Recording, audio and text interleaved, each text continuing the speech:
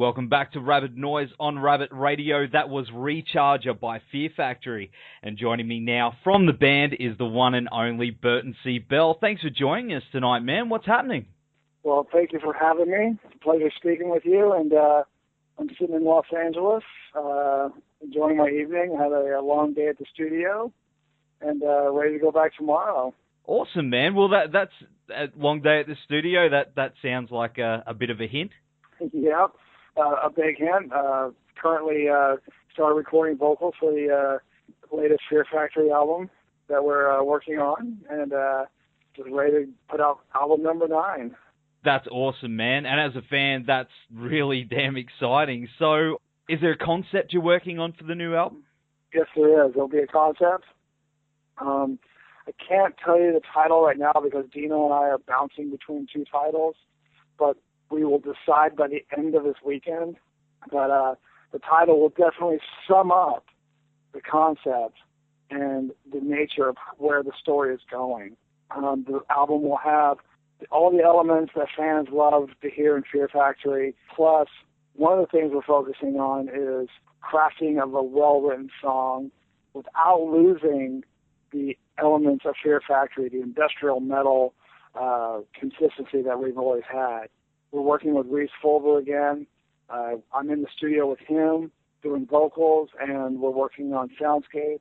And, Dino is doing guitars and bass and working on the beats. That sounds awesome, man.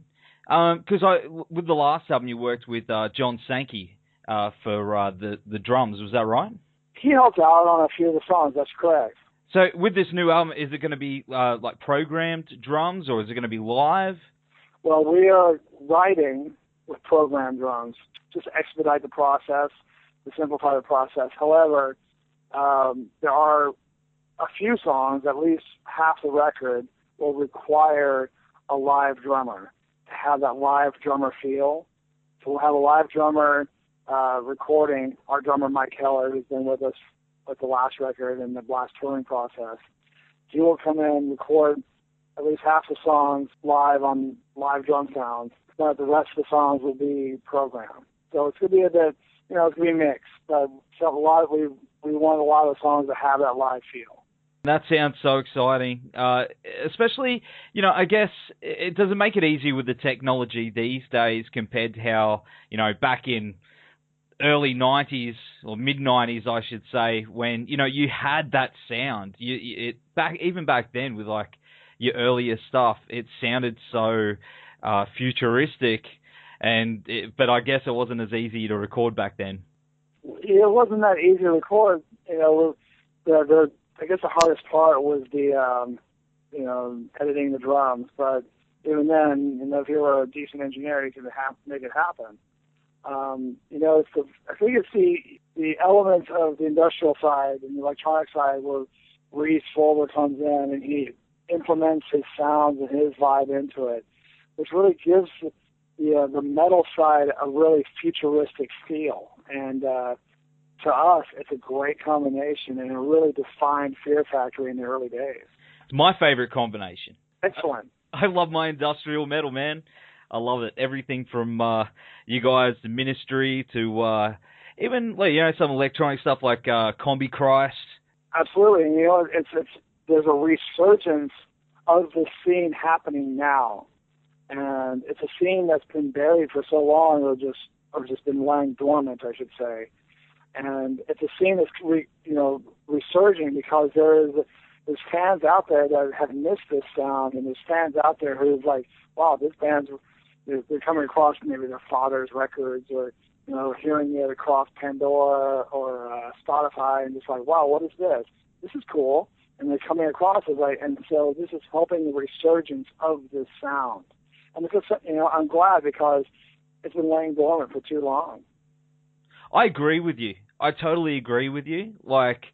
And it's exciting that younger fans now and people starting to get into music are discovering bands like you guys and Ministry, as we were talking, and it's just going to keep going on forever. I know I share my love of that stuff with my daughter as well. So, let's keep it moving. We will, and congratulations on being a father. Thank you very much for that. You're a dad yourself, aren't you? Yeah, 3 times over. You're one ahead of me. Oh, well, congratulations. I have 2 daughters and 1 son, and he's in the middle. Well, maybe that's what I'll have next as a son, because I've got 2 daughters. I've got one 14 and one 4 months. So. Wow. If you can have at least 1 son, daughters are beautiful, and they're the love of my life. But a son is like, wow, it's a wholly different relationship, and it's awesome. I hope so, man. I'm really looking forward to it. Well, we'll just have to keep trying, I guess. That's the best part. That's right, man. That's right. So, can we expect to hear any new stuff on this tour? Yes, you will. I expect that. Well, I predict that we'll be playing at least 1 new song from the upcoming record. It'll be perfect timing. We're going to be on the Soundwave 2015 finally.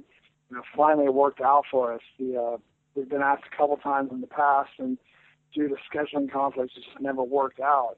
But this year, it worked out, and oh my gosh, I'm so happy because what a sick lineup. I'm stoked. I am too, man. I mean, you've got you guys, Ministry, who I've never seen, that, as I keep mentioning throughout the interview, that's going to be a first for me. Judas Priest, Slipknot, it's just going to be a massive 2 days. I'm going to be wrecked on Monday. 2 days. Faith No More, Soundgarden, Ministry, which you might see me on stage with Ministry. You just might. You'll see me with God. I'll definitely be watching Godflesh. I'll be watching Monuments.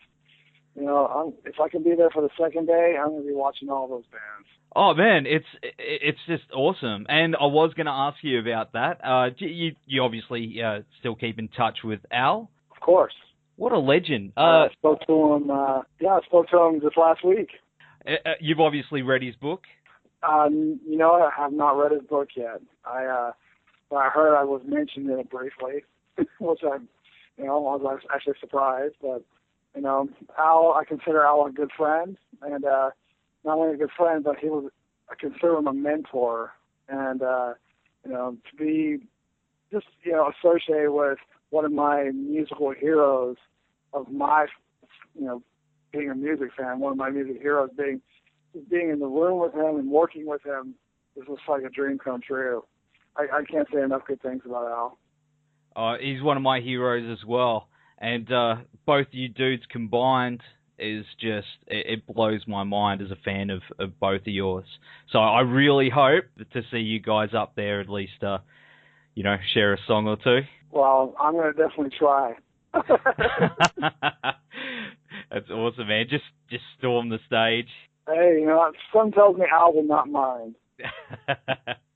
Awesome, man. Well, Fear Factory has, of course, played a very important part in my musical life, and you guys were the first metal band I ever saw live at Big Day Out in '97. And at that moment, watching you guys, it inspired me to do what I do now, not only as a radio host, but also as a singer as well. Do you remember which band it was that had that effect on you? I listened to a lot of bands. It was, I was like you. I'm a music fan. I've been a fan of music, since I was just a young kid.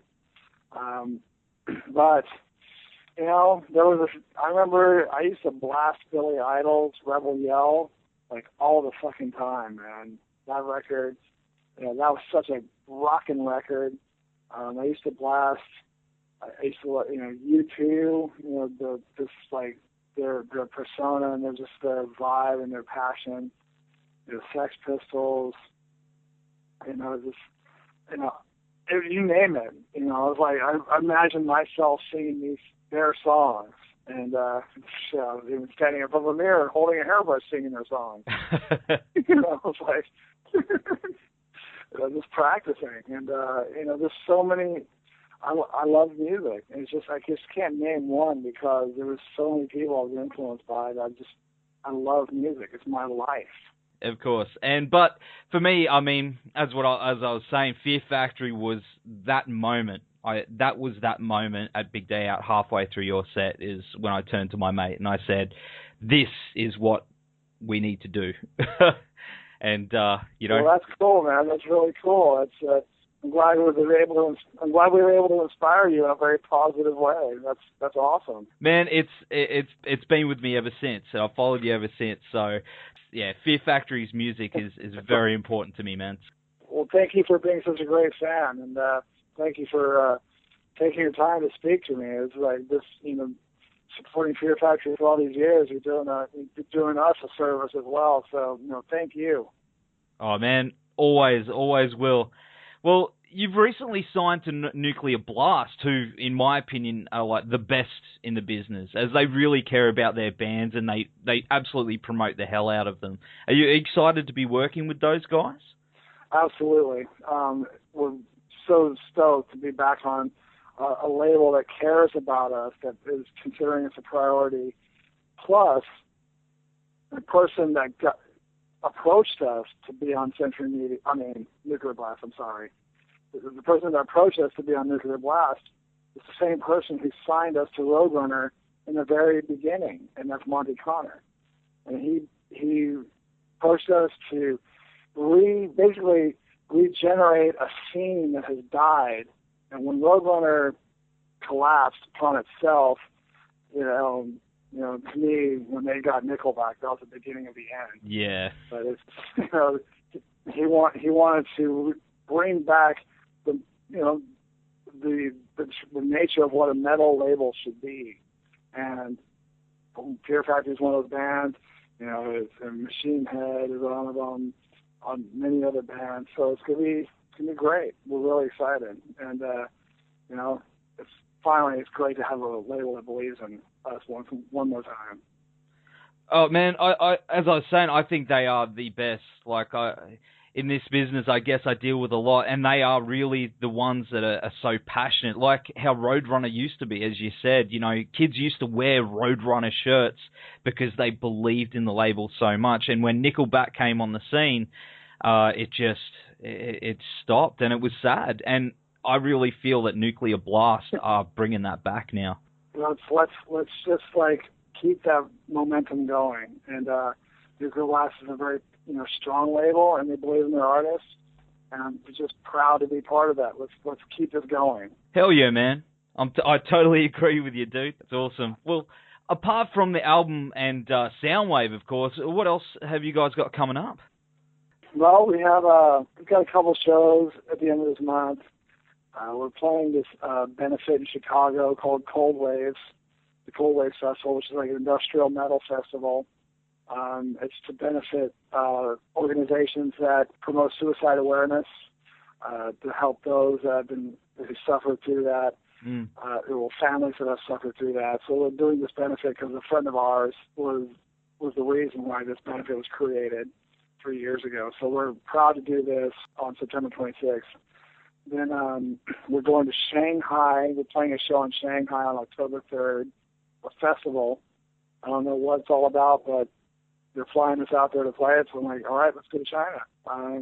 Other than that, we're playing Knotfest, which is a Slipknot's festival that they're creating out here in California. It's going to be 2 days of bands. We're headlining one stage on the first day, and then we're going to India at the end of November. And other than that, we're just during that entire time, we got to get this record finished. Sounds like you're going to be pretty damn busy, man. Busy is good. And I'm very happy to be busy. Of course, man. And, I'm stoked that you're coming down to Australia once again and showing us all how it's done. So we're going to be going to my favorite Fear Factory track now, Zero Signal. Thanks for hanging with us tonight, Burton, and we'll catch you at Soundwave 2015. Thank you, Nev, for calling me. It's been a pleasure, and thank you for all the years of your loyalty and just coming back and supporting Fear Factory. We really, really appreciate that.